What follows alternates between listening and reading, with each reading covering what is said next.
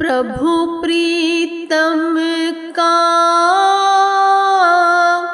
रास्ता निहारे, उनकी देखे बाट सकल जन्म की पीर को सतगुरु मिटाते आप। सकल जन्म की पीर को सतगुरु मिटाते आप। बोलो जयकारा बोल मेरे श्री गुरु महाराज की जय। गुरुमुखों, काशीपुर की रहने वाली कृष्णा भक्तानी बहुत ही संत सेवी थी और अधिकतर समय सेवा भक्ति में व्यतीत करती थी। उनके भक्त जी शांति स्वरूप कुंदरा जी की सत्संग में कोई भी रुचि न थी। उनके अंतर्मानस में एक ही लगन थी कि भगवान मुझे एक बार स्वयं आकर घर में दर्शन दे। जब कभी उनकी पत्नी उन्हें आश्रम पर जाने के लिए कहती तो वह चुप हो जाते। अंतर्यामी प्रभु भक्तों की भावनाओं को कैसे पूर्ण करते हैं, यह तो उनके जीवन चरित्र में अनेकों प्रमाण मिलते हैं। बस चाहिए तो केवल सच्चे हृदय की पुकार। श्री सद्गुरुदेव जी महाराज पंचम महाराजाधिराज ने काशीपुर के रामनगर आश्रम में कृपा फरमाई। वहां से लौटते हुए एक स्थान पर कार रुकवाकर महात्मा परम योगानंद जी से श्री सद्गुरुदेव जी महाराज ने पूछा कि यहाँ शांति स्वरूप का फार्म कहाँ है। उस समय उनका बड़ा बेटा तथा एक अन्य भक्त मोटरसाइकिलों पर सवार होकर श्री कार के साथ साथ आ रहे थे। महात्मा जी ने संकेत कर बताया कि यह उनका लड़का है। श्री महाप्रभु जी ने उस लड़के को फरमाया कि घर जाकर अपने पिताजी से कहो कि हम आ रहे हैं। दूसरे भक्त जी को रास्ता दिखाने के लिए साथ लिया। घर पहुंचकर लड़के ने श्री गुरु महाराज जी के शुभ आगमन की सूचना दी। भक्तानी को तो विश्वास ही नहीं हो रहा था कि श्री प्रभु जी साक्षात त्रिलोकीनाथ स्वयं अपनी मौज से उनके घर कृपा फरमा रहे हैं। उस भक्तानी ने जल्दी जल्दी से नई नई चादरें निकालकर बिस्तर पर बिछाई। थोड़ी देर में श्री महाप्रभु जी ने कृपा फरमाई।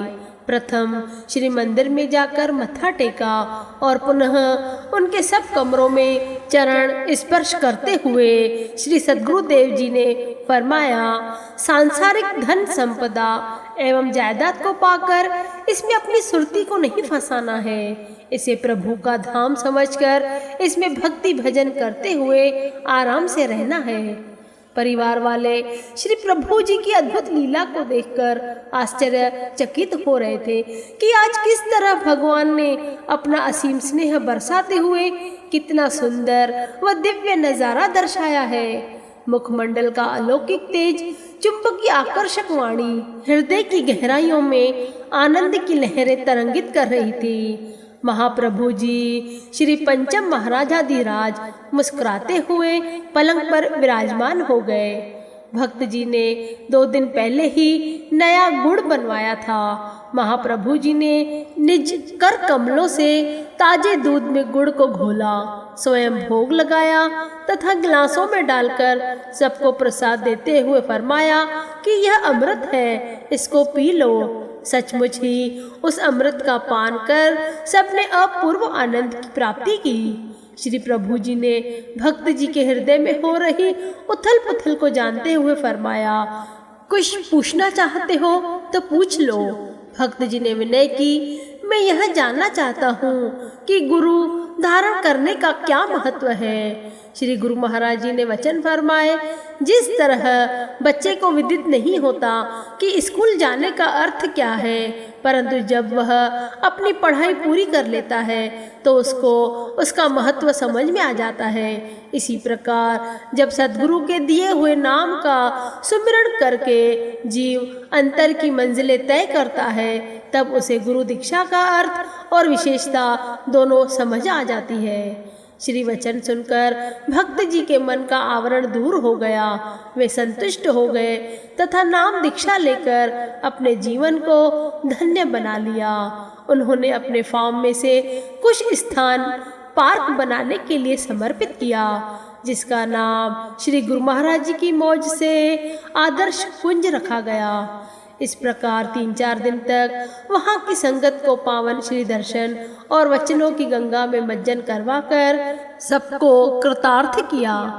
गुरुमुखों, अंतर्यामी महाप्रभु श्री परमहंस दीन दयाल जी किस प्रकार भक्तों की पुकार सुनते हैं, गुरुमुखों की पुकार सुनते हैं और उनके यहाँ दौड़े आते हैं, उनके पास आते हैं। अपने तन पर अनेकों कष्ट उठाकर अपने तन की परवाह न करके वे गुरुमुखों को खुशियाँ ही खुशियाँ प्रदान करते हैं। कृष्णा भक्तानी की करुण पुकार थी कि श्री गुरु महाराज जी स्वयं साक्षात त्रिलोकीनाथ उनके घर पधारे, उनके घर को कृतार्थ करें, और श्री गुरु महाराज जी ने उनकी यह मनोकामना पूर्ण की। उनके पति शांति स्वरूप जी को भी नाम दीक्षा देकर कृतार्थ किया, क्योंकि श्री परमहंस दीन दयाल जी बड़े ही दयालु हैं। वे अपने रूहों को, अपने प्रेमियों को खोज खोज कर निकालते हैं और उन्हें भक्ति के साधनों से माला माल करते हैं। गुरुमुखों, श्री गुरु महाराज जी को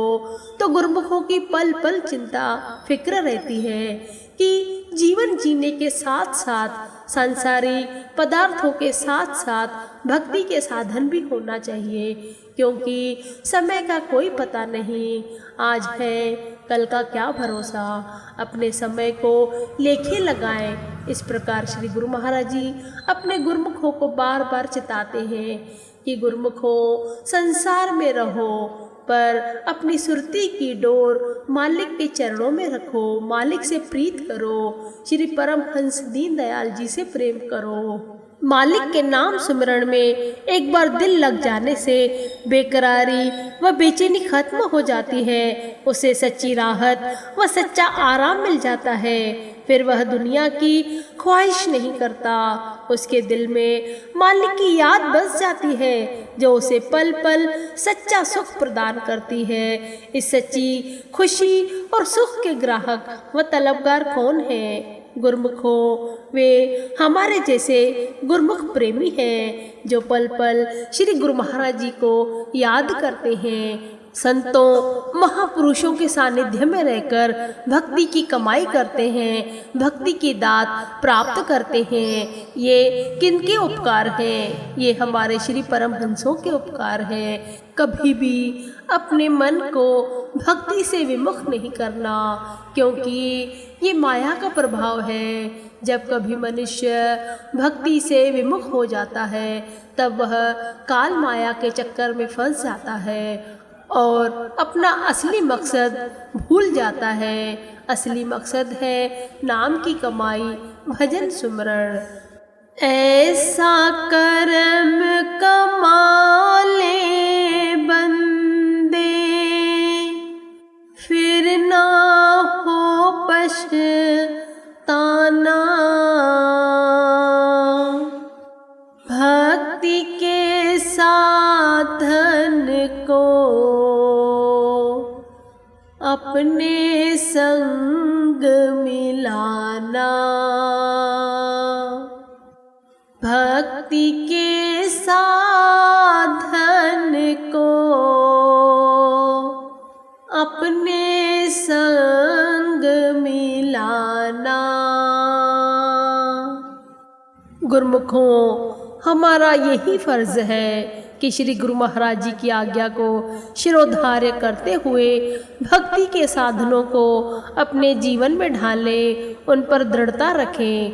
कभी भी श्री आरती पूजा, सत्संग, सिमरन, ध्यान, भजन, दर्शन, दीदार, कभी भी छूटने न पाए। इन नियमों को अपनाकर अपने जीवन में खुशहाली की बहारें प्राप्त करो। सद्गुरुदेव दीनदयाल दातार जी की प्रसन्नता भी प्राप्त करो। बोलो जयकारा बोल मेरे श्री गुरु महाराज की जय।